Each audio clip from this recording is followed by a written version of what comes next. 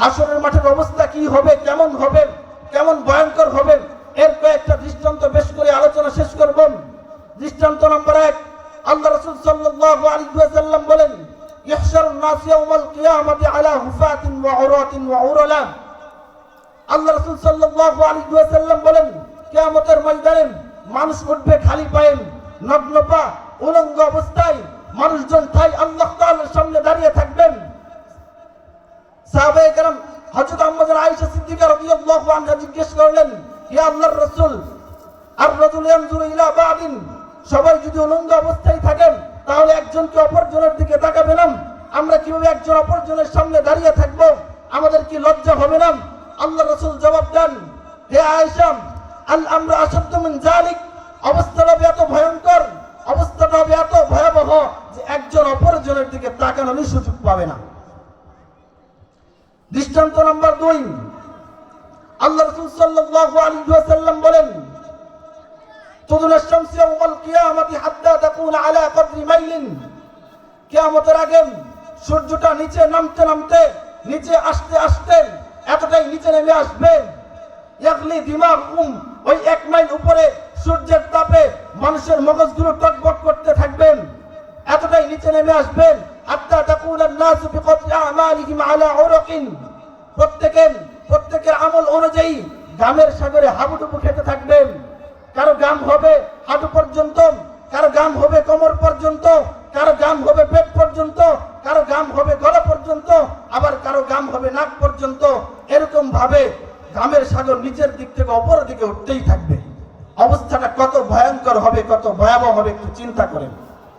দৃষ্টান্ত নাম্বার 3, আল্লাহ রাসূল সাল্লাল্লাহু আলাইহি ওয়াসাল্লাম বলেন, ইহশারুন নাস ইয়াউমাল কিয়ামাতি আলা ওয়ুজুহিহিম, অবস্থাটা এমন হবে, দুনিয়াতে যারা কোনদিন তার কপালকে জমিনে লাগায় নাই, মসজিদে আজান হয়েছে কিন্তু মসজিদে নামাজ পড়ার সুযোগ তার হয় নাই, মসজিদের পাশেই ব্যবসা করে কিন্তু মসজিদে এসে 2 রাকাত নামাজ পড়ার সুযোগ তার হয় নাই, আল্লাহ তাআলা বলেন, ওই কিয়ামতের ময়দানে আমি তাকে উঠাবো, তার পা থাকবে উপরের দিকে আর মাথা থাকবে নিচের দিকে, সে চেহারার উপর ভর করে হাঁটতে থাকবে। সাহাবায়ে কেরাম আরজ করলেন, ইয়া রাসূলুল্লাহ, কাইফা ইয়ামশি আলা ওয়ুজুহিহিম, চেহারার উপর হাঁটবে কিভাবে? চেহারার উপর ভর করে কি হাঁটা যায়? আল্লাহ রাসূল সাল্লাল্লাহু আলাইহি ওয়াসাল্লাম জবাব দেন, ওই আল্লাহ যিনি নাকি মানুষদেরকে পায়ের উপর ভর করে হাঁটাতে পারেন, তিনি কিয়ামতের ময়দানে মানুষদেরকে চেহারার উপর ভর করে হাঁটাবেন।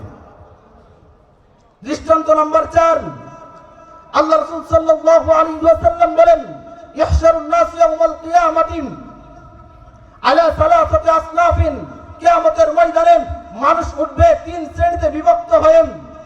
1 নম্বর রাকিবিন, মানুষ হাঁটতে হাঁটতে জান্নাতের দিকে যাবেন।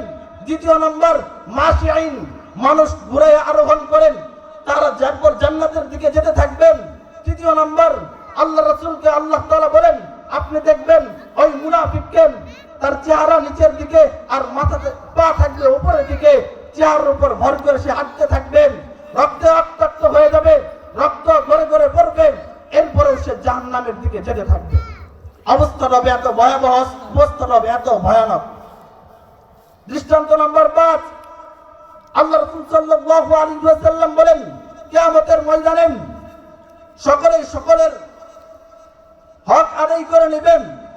আল্লাহ রাসূল বলেন, দুনিয়াতে কোন বকরি যদি সিংওয়ালা বকরি যদি কোন সিং ছাড়া বকরিকে গুঁতা দেয়, আল্লাহ তাআলা কিয়ামতের ময়দানে ওই সিং ছাড়া বকরিকে বলবেন, যাও তুমি তোমার গুঁতাটা পরিশোধ করে নাও, তুমি ওই সিংওয়ালা বকরিকে গুঁতা দিয়ে তুমি তোমার হকটা আদায় করে নাও।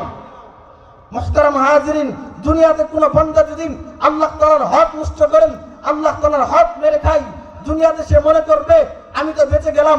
দুনিয়াতে একজন যদি টাকা মেরে দেয়, ভাববে আমি তো বেঁচে গেলাম, তার টাকা দেই নাই। দুনিয়াতে কোনো ব্যবসায়ী যদি এই চিন্তা করেন, আমি তো ব্যবসা করি, আমি তো ফল বিক্রি করি, আমি 1 কেজি ফলের মধ্যে 10টা ফল উঠে, আমি যদি 10টা ফলের মধ্যে 2টা ফল পচা ঢুকাই দিতে পারি, তাহলে তো আমি লাভবান হয়ে গেলাম। আমার ভালো ফলও বিক্রি হয়ে গেল, পচা ফলও বিক্রি হয়ে গেল, আমার পচা ফলটাকে আর ফেলে দিতে হলো না। কোনো ব্যবসায়ী যদি এই কথা চিন্তা করে ওই একজন মানুষকে 10টার মধ্যে 8টা ভালো দেয় আর 2টা যদি নষ্ট দেয়, কিয়ামতের ময়দানে এই 2টার বদৌলতে তার জাহান্নামে যেতে হতো। মুহতারাম হাজিরিন, একটা ঘটনা মনে পড়ে গেল। আল্লাহর রাসূলের একজন খাদেম ছিলেন।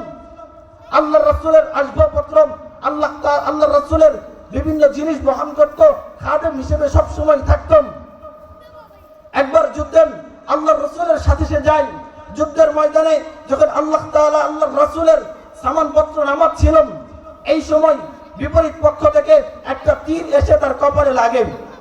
তীর লাগার কারণে ইন্তেকাল হয়ে যায়। সাহাবায়ে কেরাম এসে আল্লাহর রাসূলকে বললেন, হে আল্লাহর রাসূল, সে কতই না সৌভাগ্যবান ব্যক্তি, সে একটা আপনার খাদেম, দ্বিতীয়ত সে যুদ্ধের ময়দানে শহীদ হয়েছেন, তৃতীয়ত সে শত্রুর পক্ষ থেকে আঘাত পেয়ে শহীদ হয়েছেন, সে তো জান্নাতি। আল্লাহ রাসূল বলেন, তোমরা থামো, জিবরাইল এসে আমাকে জানিয়ে গেছেন সে জান্নাতি নয়, সে হচ্ছে জাহান্নামী। সাহাবায়ে কেরাম অবাক হয়ে জিজ্ঞেস করলেন, কেন সে জাহান্নামী? সে তো আপনার খাদেম, সে তো আপনার খেদমত করা অবস্থায় ইন্তেকাল করেছে, সে তো যুদ্ধের ময়দানে মারা গিয়েছে, সে কিভাবে জাহান্নামী হয়? আল্লাহ রাসূল তখন বলেন, সে গনিমতের মাল তার ব্যাগের ভিতরে ঢুকায় নিয়েছিল, সে কাউকে বলে নাই। ওই মালটা অপরের হক ছিল, কিন্তু সে না বলে নেওয়ার কারণে আল্লাহ তাআলা তাকে জাহান্নামে দিয়েছেন। মুহতারাম হাজিরিন, চিন্তা করেন, আজকে দুনিয়াতে আমরা কত মানুষের হক নষ্ট করতেছি, এক ভাই অপর ভাইকে মারতেছি, আমরা একজন অপর জনকে গালি দিতেছি, আমরা একজনের সম্পদ মেরে দিচ্ছি, আমরা একজনের মাল সম্পদ মেরে দিচ্ছি। এই জন্য আমাদের চিন্তা করতে হবে, এটার জবাব আমাদের ওই কিয়ামতের ময়দানে দিতে হবে। মুহতারাম হাজিরিন, আমরা যদি নবীর আদর্শকে আমাদের জীবনে বাস্তবায়ন করতে পারি, আমরা যদি নবীর আদর্শকে আমাদের জীবনে গঠন করতে পারি, তাহলে আমাদের জীবন সফল হয়ে যাবে। আমরা ইহকালেও সফলতা অর্জন করতে পারবো এবং সেই জগতেও আমরা সফলতা অর্জন করতে পারবো। মুহতারাম হাজিরিন, সময় সংক্ষিপ্ত, এই অল্প সময়ে যাই কথা আলোচনা বললাম। আল্লাহ তাআলা আমাদের সকলকে এর উপর আমল করার তৌফিক দান করেন। সর্বপ্রথম আমাকে, এরপর আপনাদের সবাইকে আমল করার তৌফিক দান করেন। ওয়া আখিরু দাওয়ানা আলহামদুলিল্লাহি রাব্বিল আলামিন। আসসালামু আলাইকুম ওয়া রাহমাতুল্লাহ।